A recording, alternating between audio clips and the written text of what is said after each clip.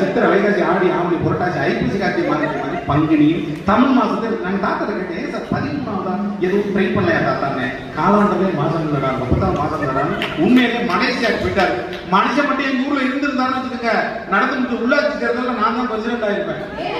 எங்க ஊர்லயே தான் 3000 கொண்டு வந்திருக்குமே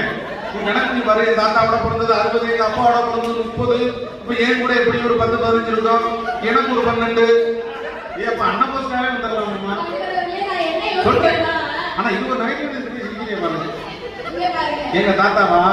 அந்த காலத்துல சூப்பர் சிங்கர் இருந்துச்சா கேடிவி இருந்துச்சா விஜய் டிவி இருந்துச்சா எந்த பொழுதுபோக்கும் கிடையாதுயா